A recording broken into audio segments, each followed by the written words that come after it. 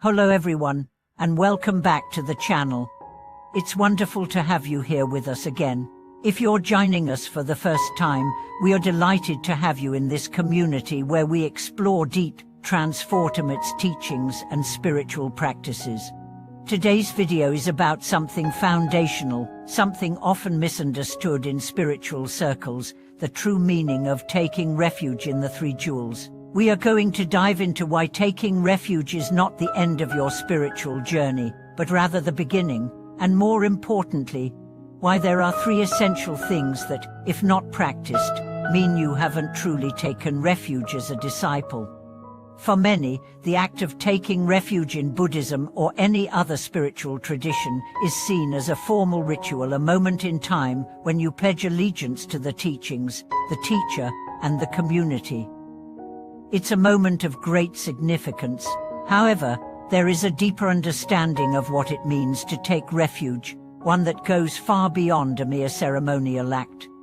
To truly take refuge is to shift the direction of your life, to anchor your soul in the teachings of the Buddha, the Dharma, and the Sangha. It's about living in such a way that your actions, thoughts, and feelings are rooted in wisdom, compassion, and awareness. So, let's break this down and dive into why taking refuge is just the beginning, and why three essential practices must follow to ensure that you are truly walking the path of a true practitioner. First, let's consider what it means to take refuge in the three jewels, the Buddha, the Dharma, and the Sangha.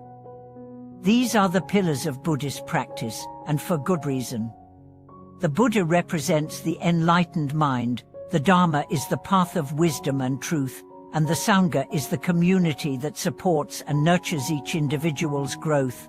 When you take refuge, you are essentially committing yourself to follow the path laid out by these three jewels. But this commitment doesn't end at the moment of refuge. In fact, it only begins there. Taking refuge is not about a one-time event, it is about a lifelong commitment to align your life with the wisdom and compassion embodied by the Buddha, the teachings of the Dharma, and the supportive community of the Sangha.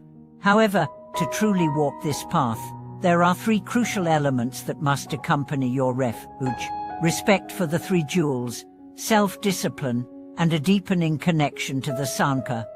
Let's begin with respect for the three jewels. Many people take refuge, but they don't fully realize the depth of respect required. To take refuge in the Buddha is to honor the enlightened one not as a historical figure, but as a living presence that represents the potential for enlightenment in each and every one of us. It's not enough to simply pay respects to a statue or an image of the Buddha. True respect for the Buddha means understanding his teachings and allowing them to transform the way we live. It means recognizing that the Buddha's wisdom is not separate from us, it is within us, waiting to be uncovered. Similarly, taking refuge in the Dharma means committing to the teachings themselves. The Dharma is not just a set of ideas or stories to be studied, it is a practical guide to living a life of wisdom, compassion, and peace. Respecting the Dharma means taking the time to study, reflect, and apply these teachings in your own life. It means making space for the Dharma to shape your decisions, your thoughts, and your actions. And taking refuge in the Sangha is about more than simply joining a group of practitioners.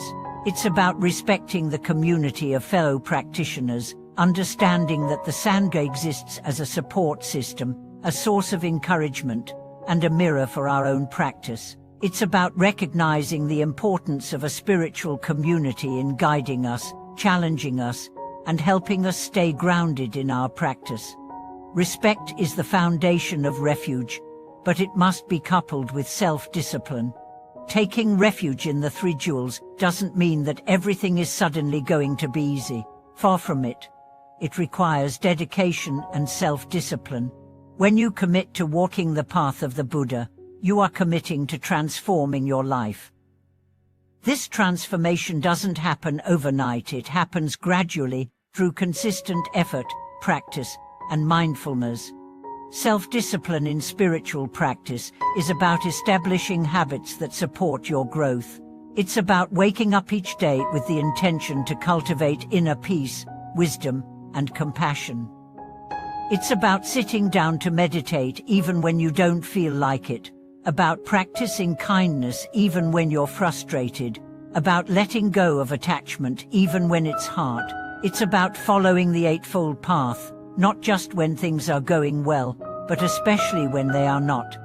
One of the most important aspects of self-discipline is the ability to stay grounded in your practice, even when life pulls you in different directions. This is where the real work begins. It's easy to be a Buddhist when life is easy, when everything is going well.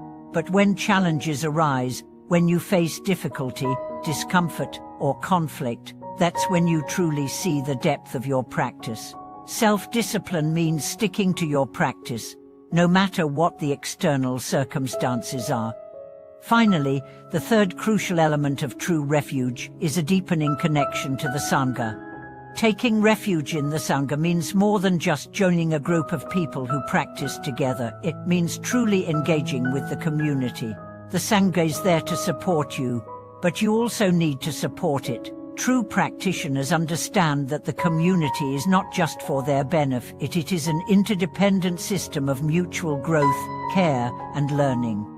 To deepen your connection with the Sangha, you must engage in meaningful ways, attend teachings, participate in group meditation, share your experiences, and support fellow practitioners. The Sangha is not just a place to find like-minded people, it's a place to learn humility, to practice compassion, and to hold each other accountable. It's in the Sangha that we are challenged to grow, to face our shortcomings, and to rise above our ego. By engaging deeply with the Sangha, you not only support others, but you also allow others to support you. Spiritual practice is never meant to be solitary, it is always meant to be shared. It is in the company of fellow practitioners that we find encouragement, wisdom, and reminders to stay on the path. Let's circle back to the question of why taking refuge is the beginning and not the end of your practice. When you take refuge in the Three Jewels, you are not just making a commitment to a spiritual belief system, you are making a commitment to live your life in accordance with these values. You are committing to a life of mindfulness, wisdom, and compassion. You are committing to face the challenges of life with equanimity, to work through your suffering with grace, and to support others on their journey as well. Taking refuge is just the start. It's a gateway to a deeper and more meaningful practice. The true essence of spiritual practice is not about doing a ritual or completing a checklist of actions. It's about transformation both within yourself and in the way you interact with the world. It's about embodying the teachings in your everyday life and recognizing the profound impact they have on your happiness, your relationships, and your peace of mind. Thank you for being with me today. If this video resonated with you, please share it with someone who might benefit from hearing these teachings. Don't forget to like, subscribe, and comment below.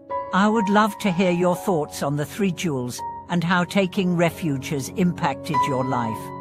Until next time, may you walk your path with clarity, humility, and joy, and may your practice continue to deepen, bringing you closer to the true essence of refuge. Thank you for watching this video.